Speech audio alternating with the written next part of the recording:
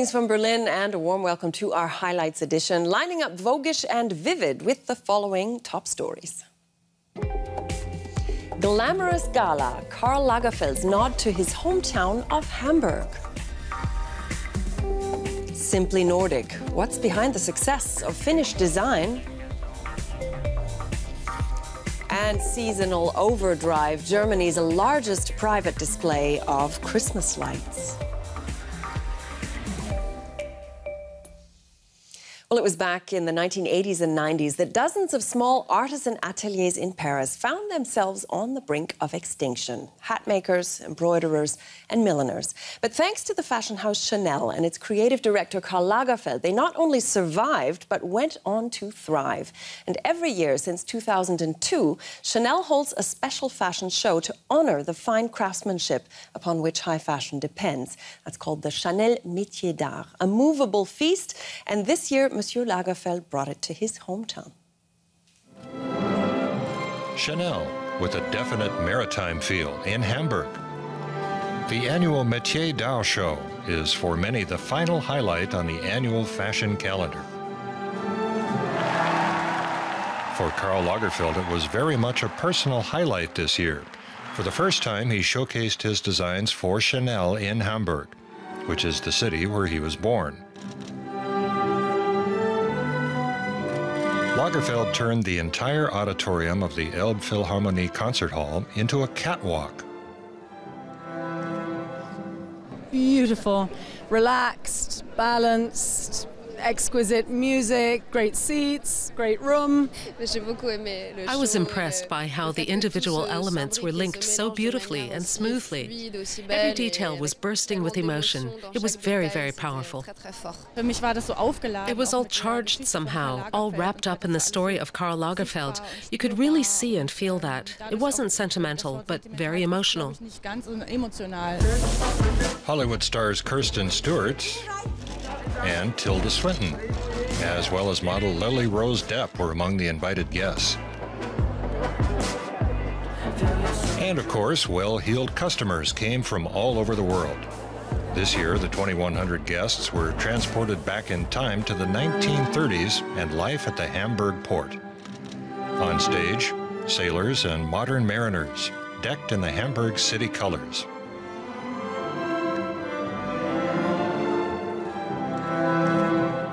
We are in Hamburg, and I know he's been looking for a way of coming to Hamburg for years, and finally he found it with this building. And so it's a very happy, it's like a homecoming, but also I think it's not a nostalgic moment for him. It's an opportunity to introduce people to his beloved birthplace. The Elbphilharmonie concert hall is fast becoming Hamburg's most famous landmark.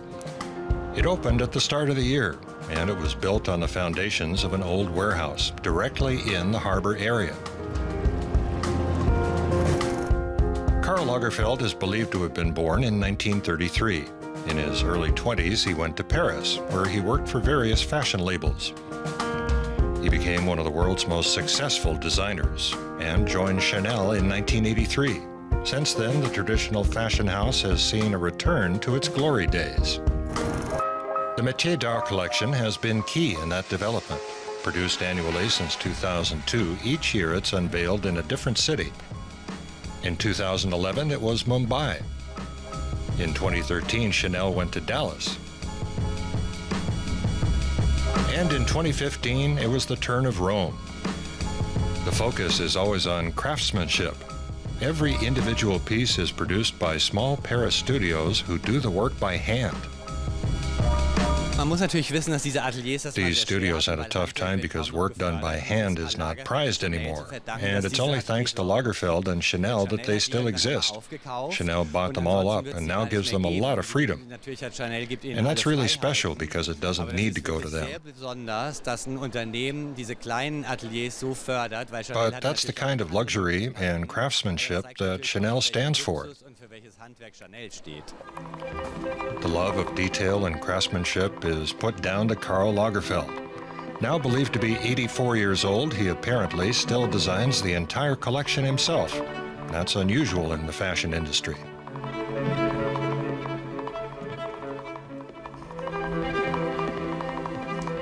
he's a great example to us all in being unstoppable, and he's so young in his attitude to life. I think that's one thing we can really all kind of learn from him and take forward. He just never says no. On he goes. You know, he's already talking about the year after next. The Métiers Dau Show in Hamburg's Elbphilharmonie concert hall. In coming to Hamburg, Karl Lagerfeld has come full circle. But the fashion king did not stay long. He left without a word, rushing off to focus on his next collection.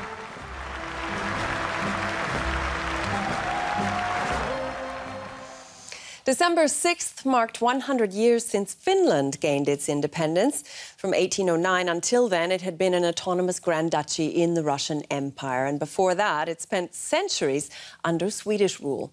And so the centenary was cause for widespread celebration, but also for some introspection on the Finnish national identity, shaped by its vast natural landscapes, of course, but also its sauna culture and the melancholy of Finnish tango, for instance. And all of these things find a unique expression in the clarity of Finnish design.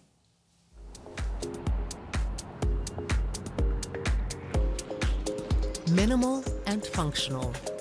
The Finnish way of life finds expression in the architecture of the capital, Helsinki. And in the local design scene.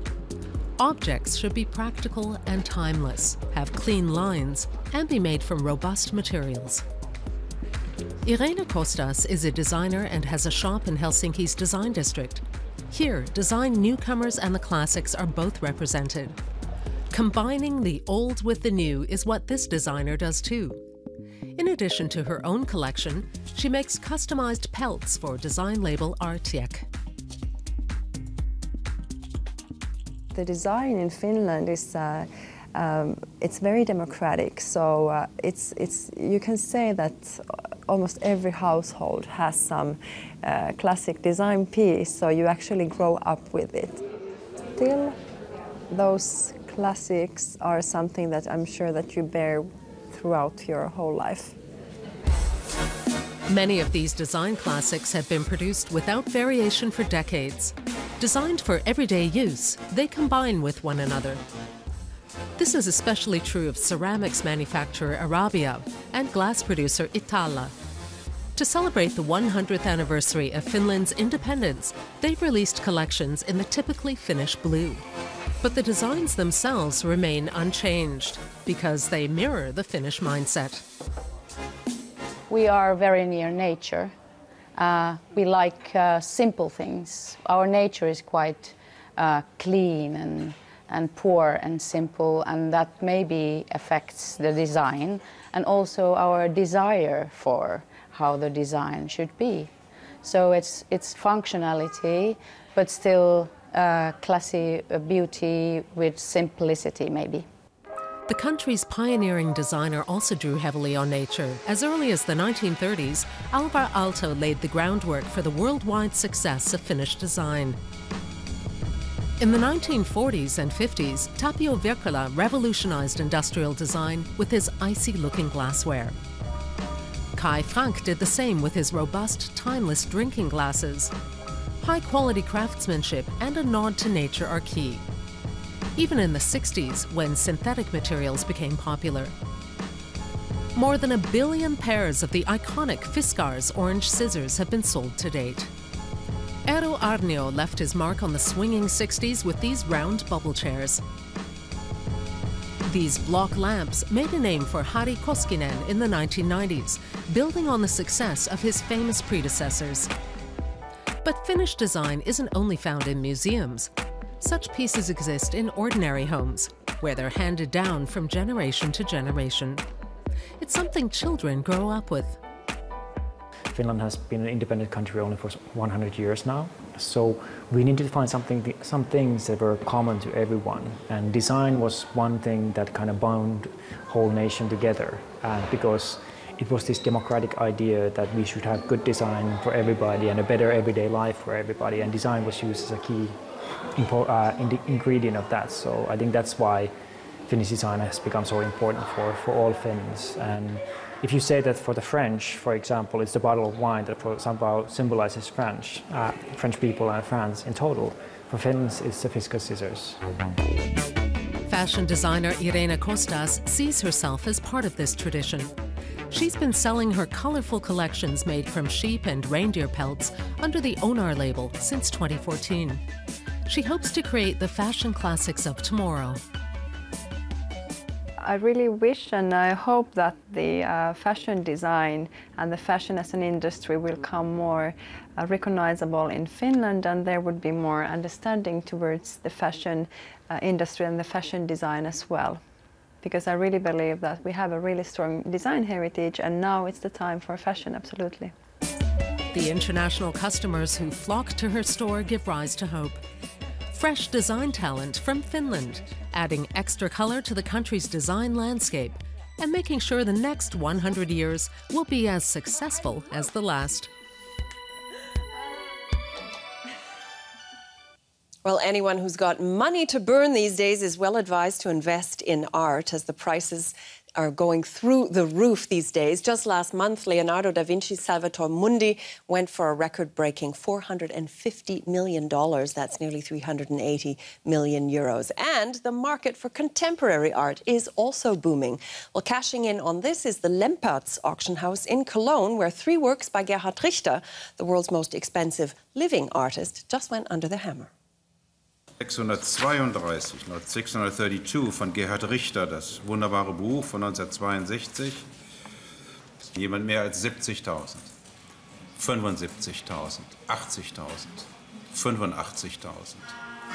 The atmosphere is crackling at this auction of contemporary art at Cologne's venerable Lempertz auctioneers. Among the objects going under the hammer are several works by German painter Gerhard Richter. There's nothing more exciting in the life of an auctioneer than the day of the auction itself. It always brings surprises. Who will bid on what? How high will they go?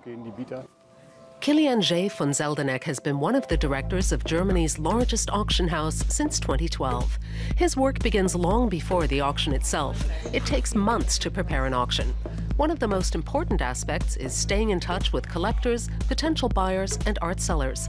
The Lempertz auction house has been in business since 1845. It's the oldest family-run auction firm in the world. Some paintings we've auctioned off 2 or 3 times already, say in 1910, 1975, and 2017.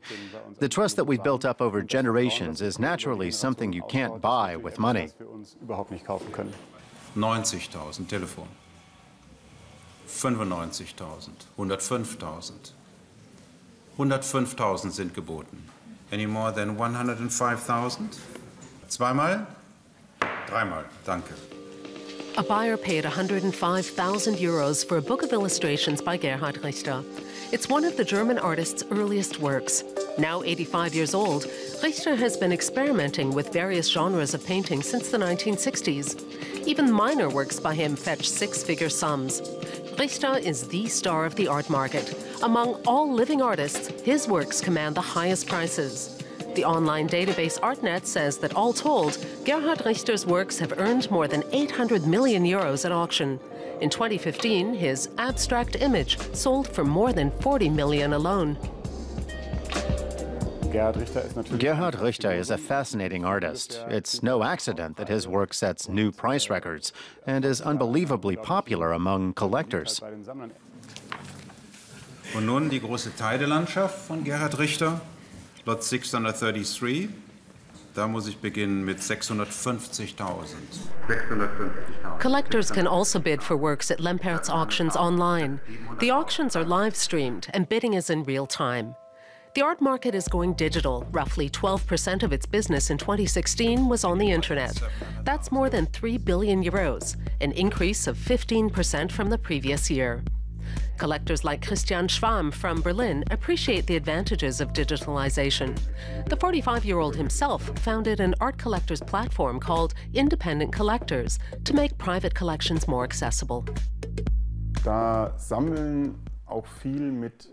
Collecting has a lot to do with discovery.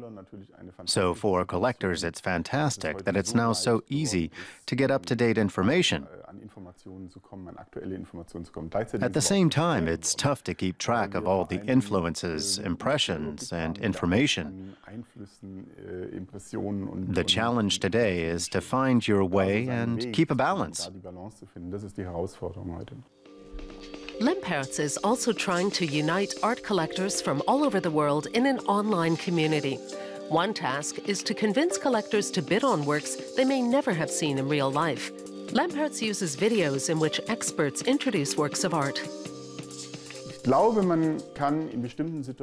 I think there are situations in which serious collectors can buy artworks they've never seen before.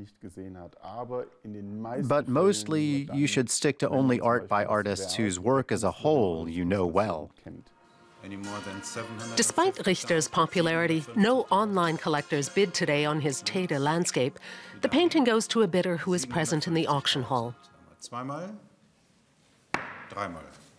Sold for 750,000. Gratuliere. Thank you. Natural catastrophes are the kind of thing that most of us try to avoid, like, for instance, an erupting volcano with its burning flows of molten lava and spitting flames. But in Iceland, we met a man who sees things very differently. Ragnar Sigurdsson is a photographer who specialized in volcanoes, and when one of them blows its top, you can sure that he won't be far away.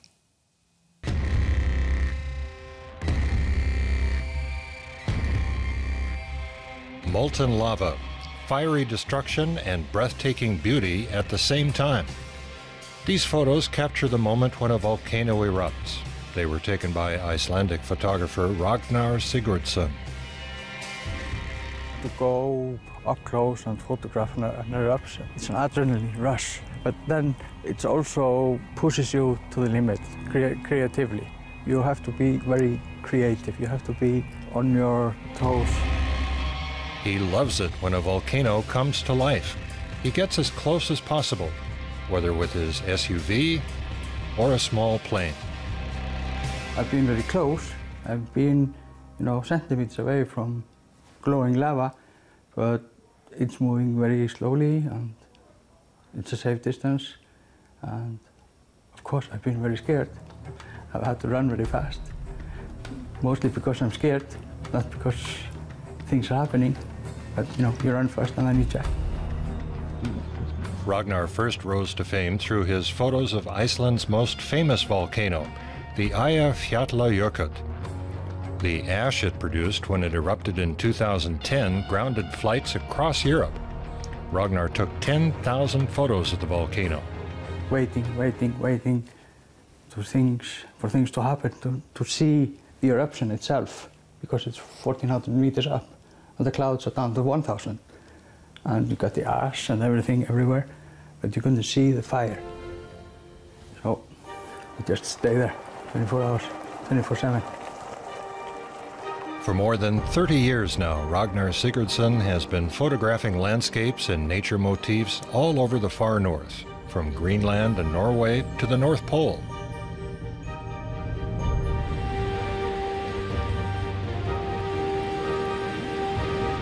But few places have as many natural wonders as his native Iceland, known as the land of fire and ice. Its 130 volcanoes and hot geysers have shaped Iceland's national identity. It's an addiction, kind of. I think the whole nation is like that. We all love eruptions. As long as it's not dangerous. I mean, sometimes it can be very dangerous. It can be life-threatening. But we have been blessed the past decades. We only have had kind of what we call tourist eruptions. A photo shoot at a crater landscape near Reykjavik. It was created by a volcanic eruption thousands of years ago. Capturing images of the volcanic rock under different light conditions fascinates Ragnar Sigurdsson. He's always aiming to try out new technologies and techniques. Using a drone, he experiments with unusual perspectives. He says he's always on the hunt for the next killer shot. And there's always another day, another light, another situation, another perspective, another way to do it. always. It's never done. Ragnar Sigurdsson remains true to his favorite subject. The next volcanic eruption in Iceland is sure to come, possibly with just a few minutes' notice.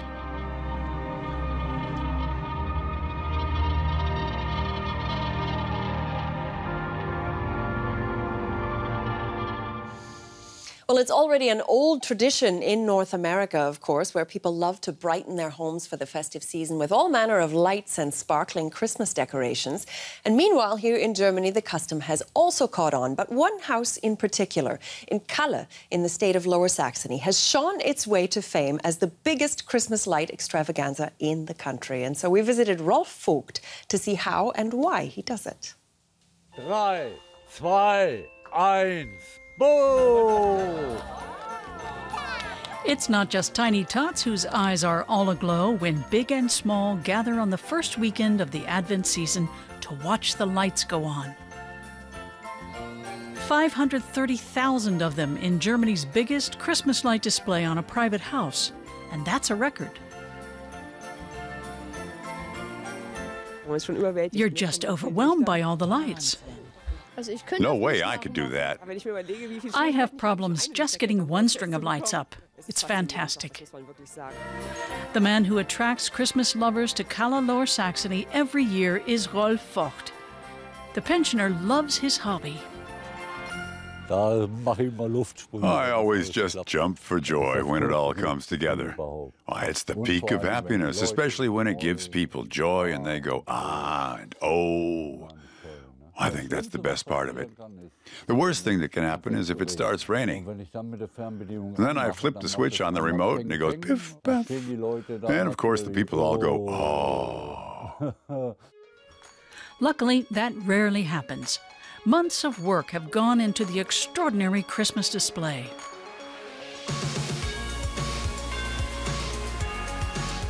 Rolf's wife Nermine supports his passion for Christmas lights. Well, she's in charge of the decorations in the house. She decides how it gets done.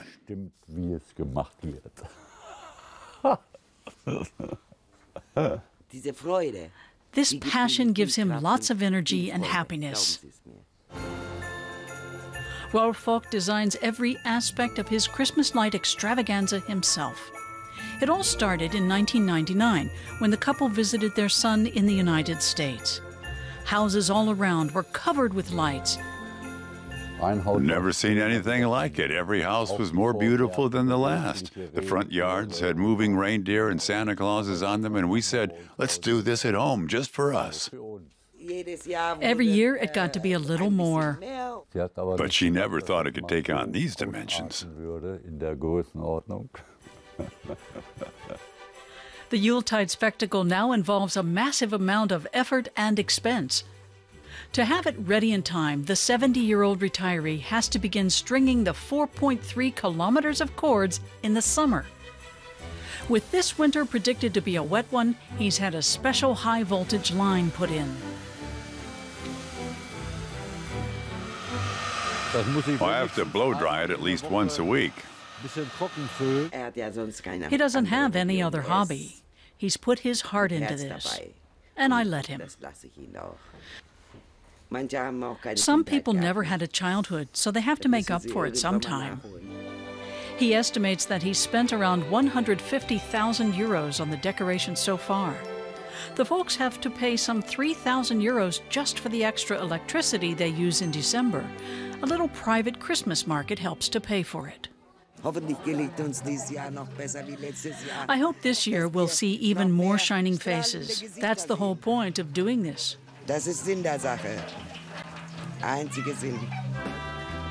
They have up to 500 spectators every weekend. His wife sells mulled wine and sausages, while Rolf checks the lights to make sure they're all working. And he keeps coming up with new ideas. As long as my wife joins in, I just can't stop. We'll keep doing this as long as we're able. We really enjoy it. It's not just to make me happy, but above all, the people who come here. The couple have been married for 42 years now.